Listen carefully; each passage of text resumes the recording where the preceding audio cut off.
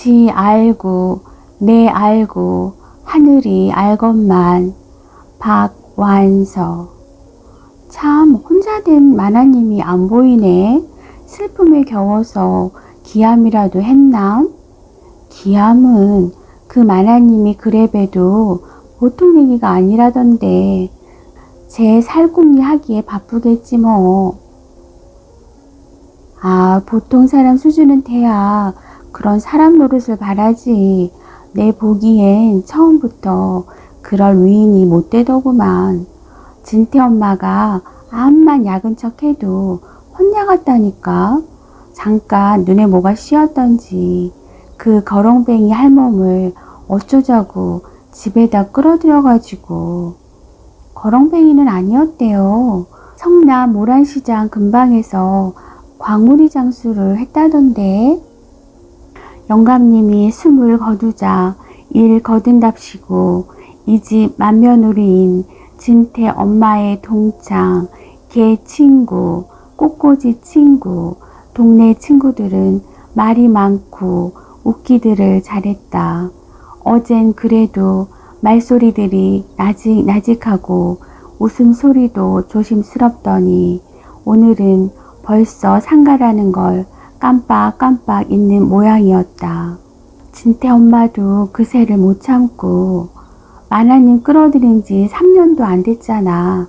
그 동안만 어떡하든지 혼자서 시아버지 시중 들었더라면 지금 얼마나 개운할 거냔 말이야.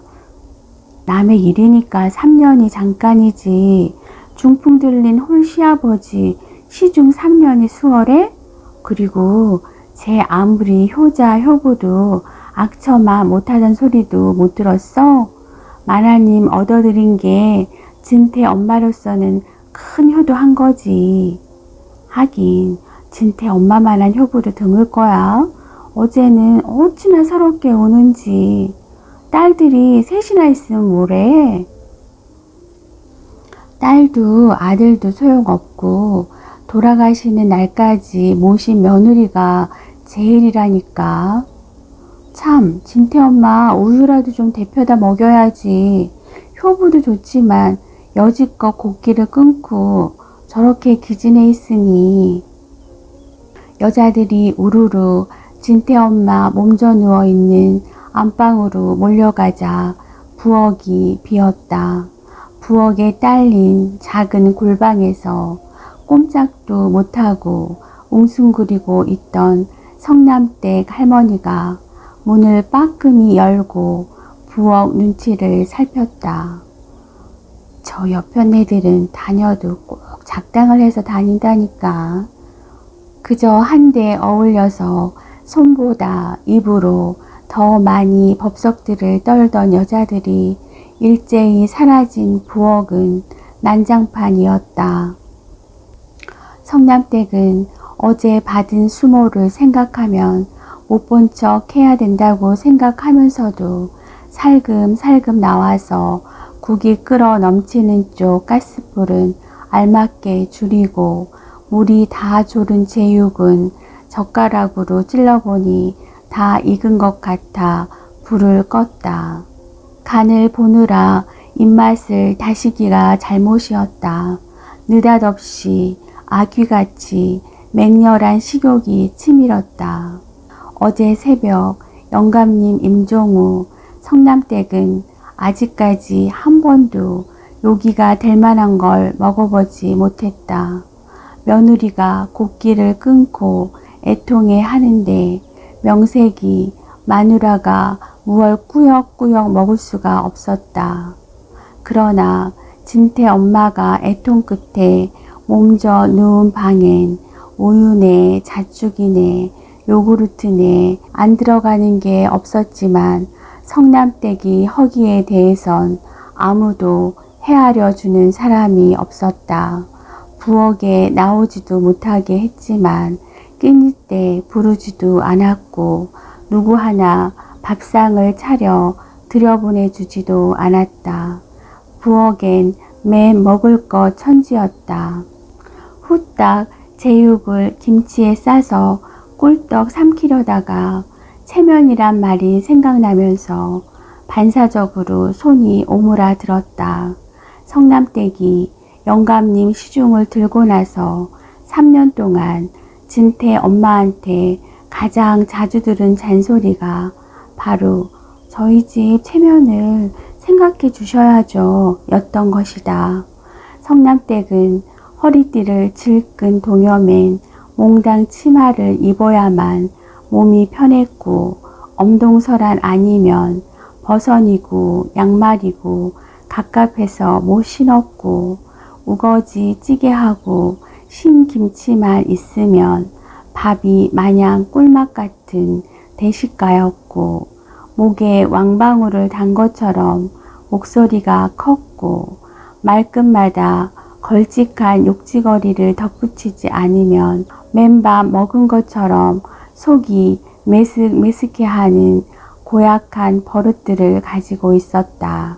그런 성남댁이 지금처럼 안존한 보통 만화님으로 닭달질이 된 것은 진태 엄마의 자기네 체면에 대한 줄기차고 차디찬 경고 때문이기도 했지만 성남댁 자신이 줄이 참듯 참은 결과이기도 했다.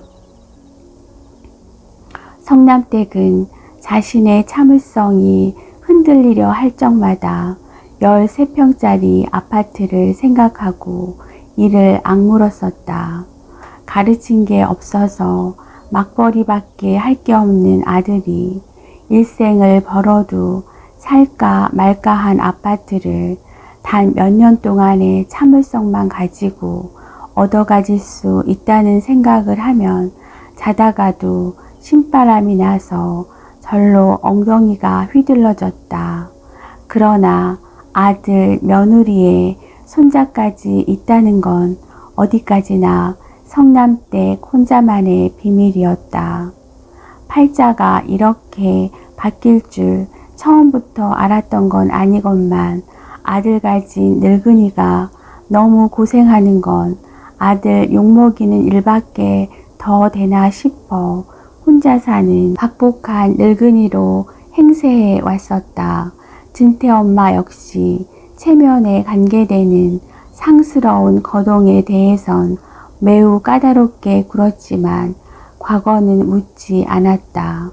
그녀는 성남댁같이 막대먹은 여자의 과거에 대해선 본능적인 혐오감마저 품고 있는 것 같았다. 성남댁 할머니 제발 그 강우리 이고 이리 쫓기고 저리 쫓길 때 티 좀 작작 낼 수 없어요? 창피하지도 않아요?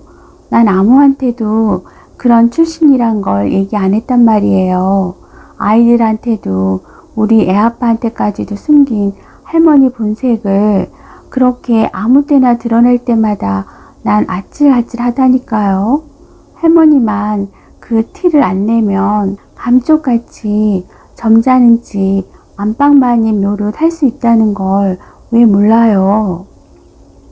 그런 소리를 귀에 못이 박히도록 들었건만 진태 엄마 친구들은 벌써 어제부터 수군수군 속닥속닥 성남댁 과거를 들추어 내더니 오늘은 숫째 성남댁도 들으라는 듯이 서로 목청을 돋구어 그 소문을 풍기고 있었다. 그 얌전하고 새침한 진태 엄마가 시아버지가 숨 끊어지기가 무섭게 그 소문부터 냈단 말인가? 진작부터 다 풍겨놓고 성남댁한테만 간특을 떨었단 말인가? 성남댁의 아둔한 소견으로는 도무지 종잡을 재간이 없었다. 실상 성남댁은 자신의 본색이 드러난 게 그닥 무한하거나 억울한 건 아니었다. 비록 광주리를 이고 온종일 쫓겨 다닌 적이 편히 앉아 장사를 한 적보다 더 많은 고달픈 신세였지만 뭘 잘못해서 쫓겨다닌 건 아니라는 생각 하나는 제법 확고했다.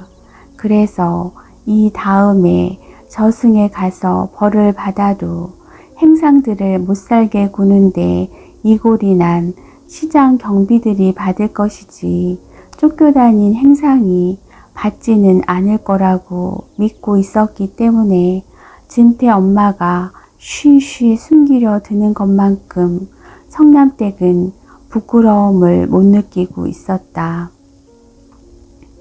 지들끼리 실컷 찢고 까불라고 털어서 먼지 안 나는 사람 없다 하지만 난 잘못한 거 하나 없으니까.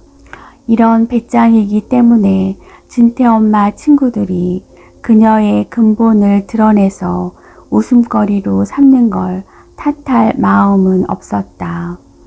성남댁이 이렇게 진태 엄마 친구들한테 너그러울 수 있는 건 진태 엄마에 대해 새롭게 품게 된 석연치 않은 마음 때문인지도 몰랐다.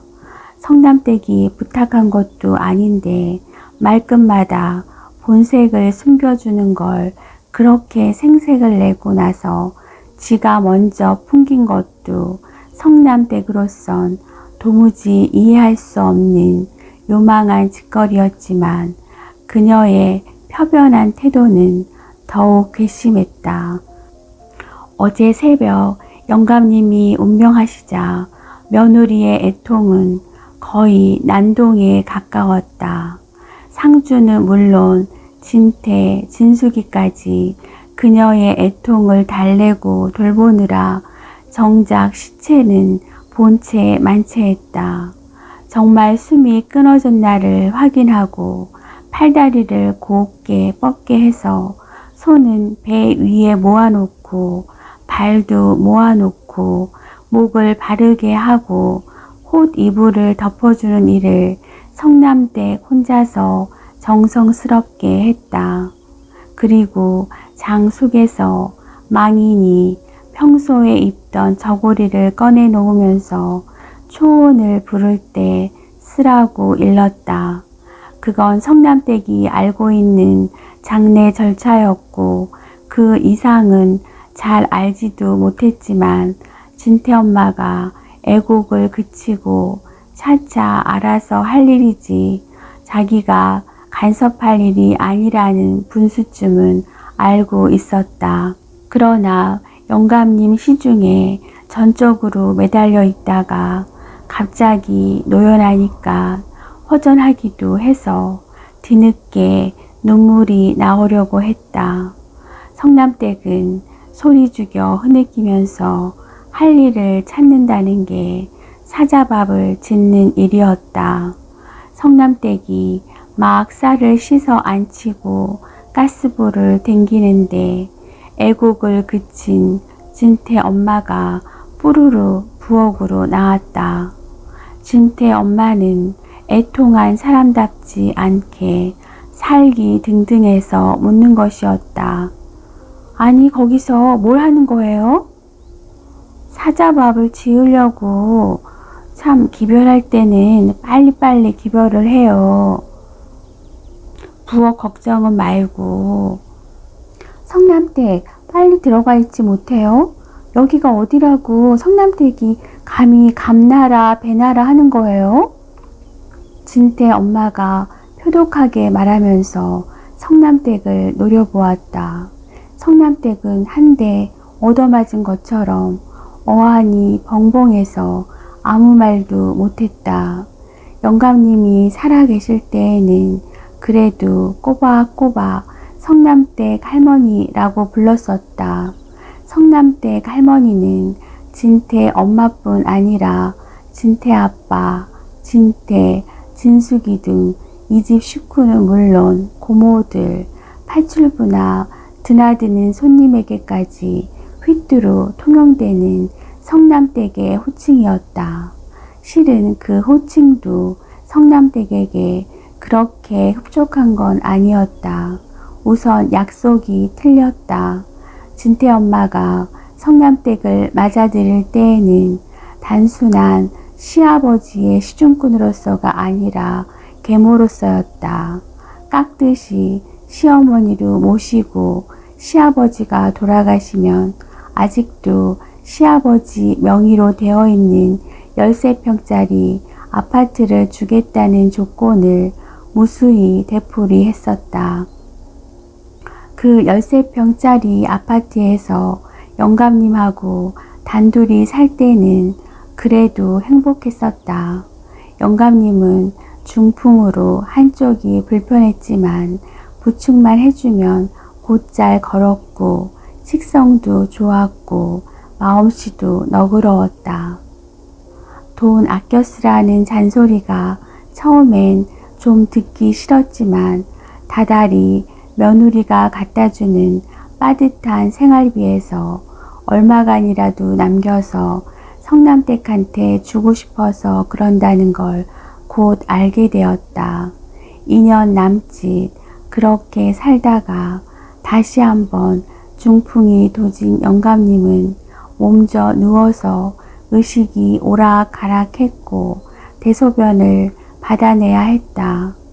그렇게 되자 진태엄마는 자식된 도리를 내세워 합치자고 했고 성남댁은 알뜰히 정들인 13평짜리 아파트를 내놓고 영감님을 따라 진태내로 들어갈 수밖에 없었다. 따로 살 때도 어머님 소리를 들어본 것 같진 않았지만 합치고 나서 휘뚜루 부르는 성남댁 할머니도 처음에만 좀 섭섭하다가 곧 예사로워졌다. 가끔 댁은 빼고 성남 할머니라고만 해도 듣기에 한결 부침성 있으련만 하는 정도의 욕심이 날 적도 있었지만 그걸 입 밖에 낸 적은 없었다. 그 정도가 성남댁의 욕심의 한계였다. 그녀 역시 진태 엄마처럼 귀부인 티가 철철 흐르는 여자를 감히 며느리 뻘이 된다고 생각해 본 적이 없었다.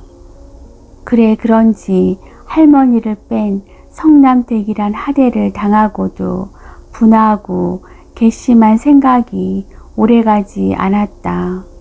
다만 영감 장사나 지내고 셈이나 끝내고 나서 남 대도 늦지는 않으련만 하고 진태엄마의 조급한 성미를 딱하게 여기는 게 고작이었다.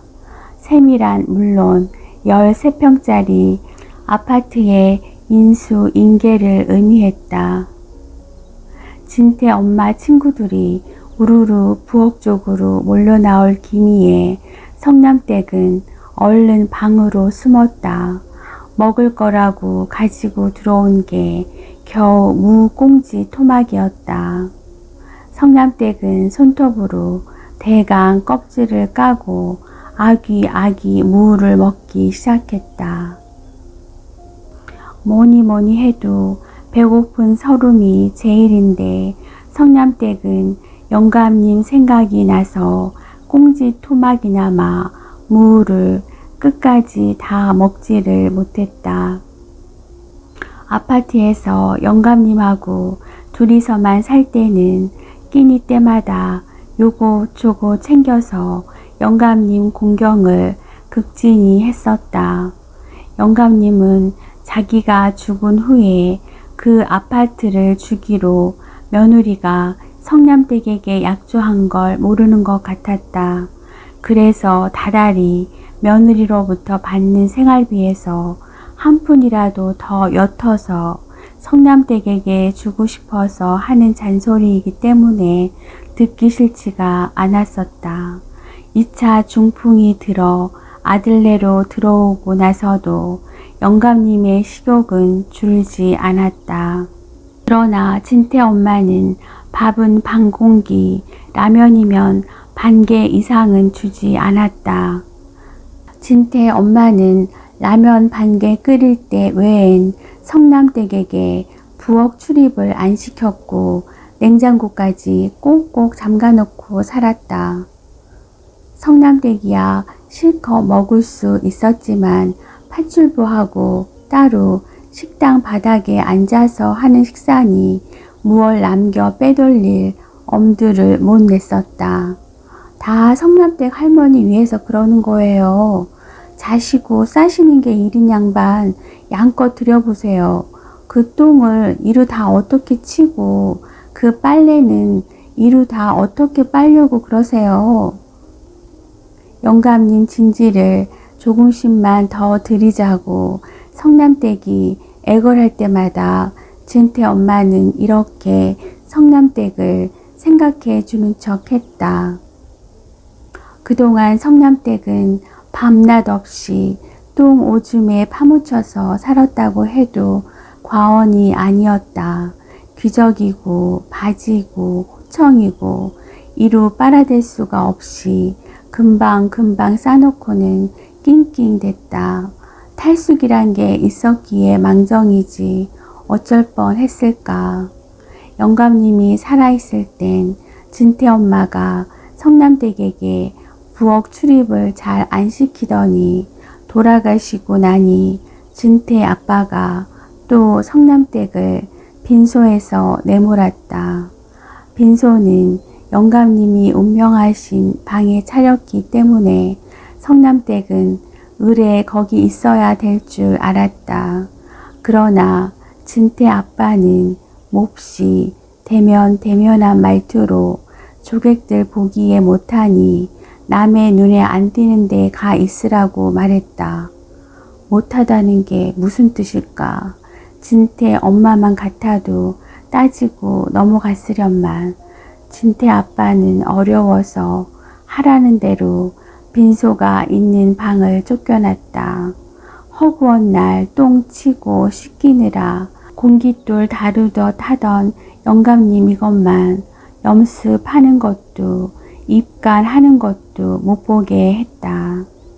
성남댁이 영감님을 모시기로 작정한 것은 진태 엄마가 제시한 아파트의 유혹도 유혹이지만 첫 대면한 영감님이 한눈에 남자로서의 기능이 없어 보였기 때문이기도 했다.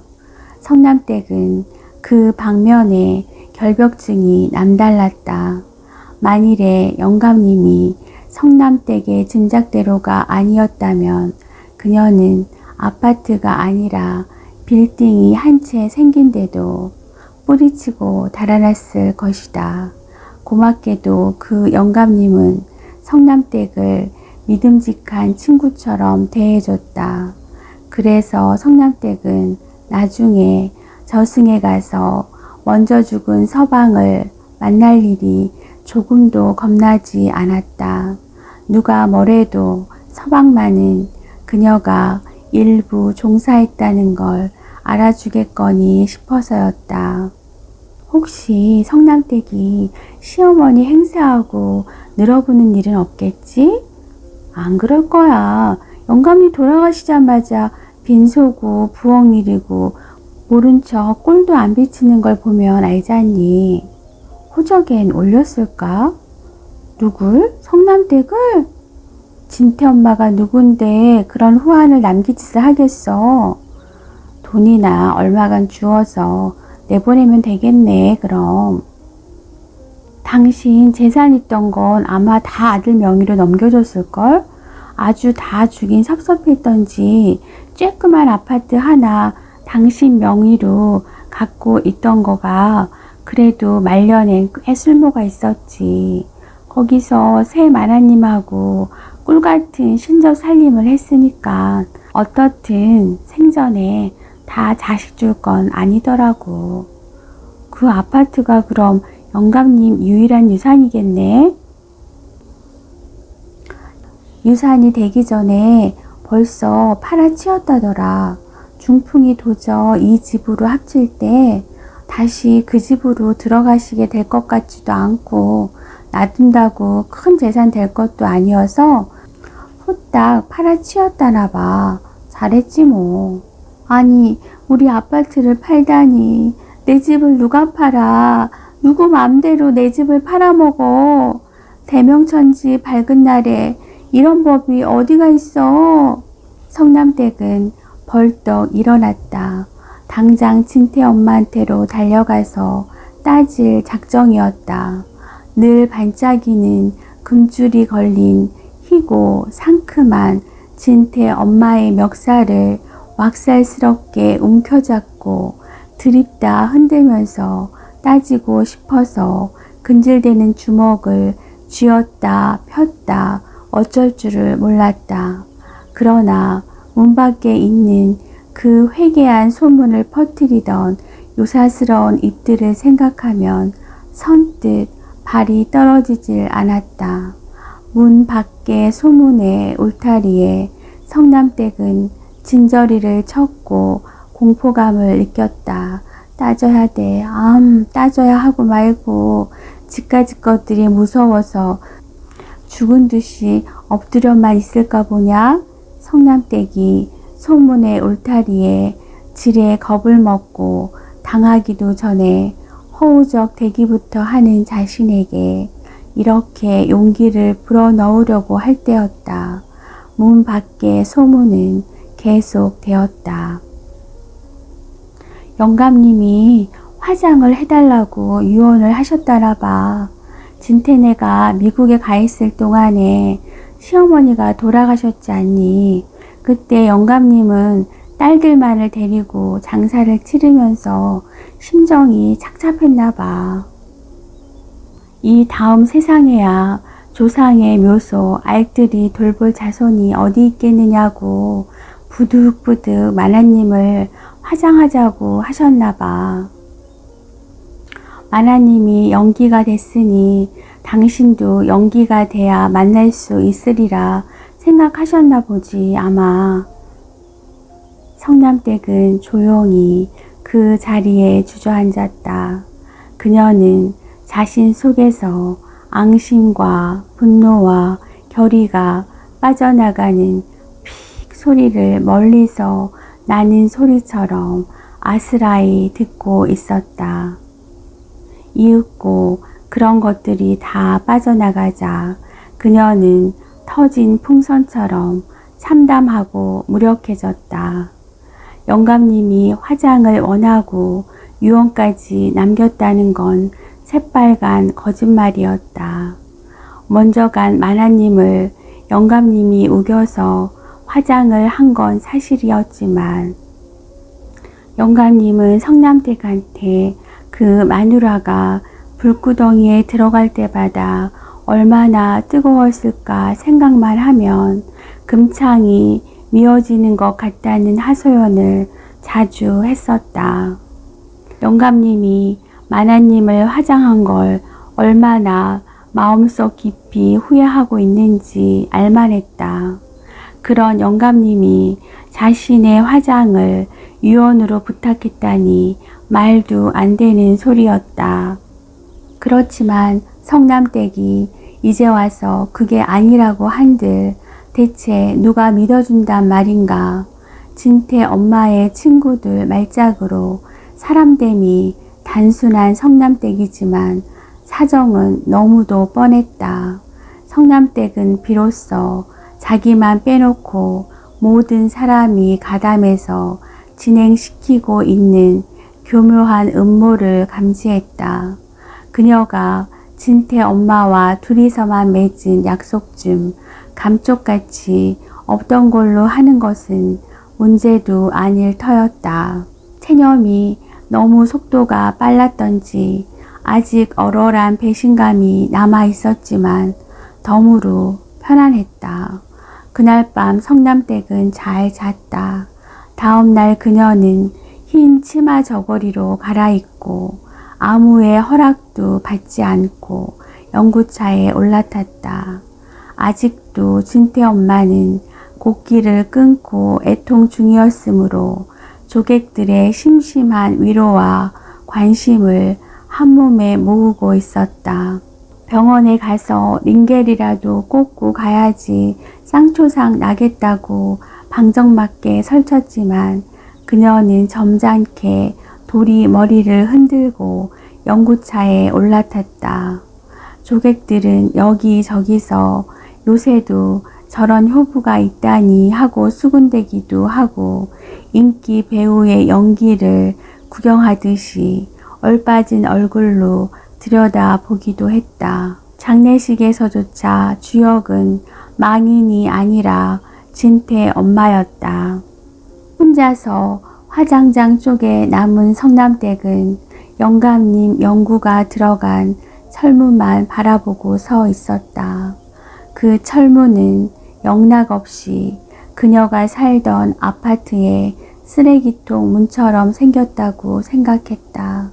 사람 팔자도 쓸모없어지면 버려지긴 쓰레기보다 나을 게 없다는 생각도 했다. 철문이 나란히 붙은 벽 옆으로 난 골목 쪽에서 진태아버지 이름을 부르는 소리가 났다.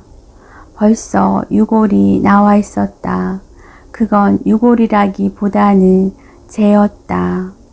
혼자 남겨진 성남댁은 식당 쪽으로 가지를 않고 곧장 화장장을 빠져나갔다.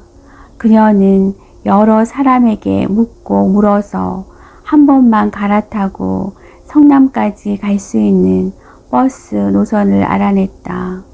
그 노선 버스를 타려면 한참을 걸어야 했다.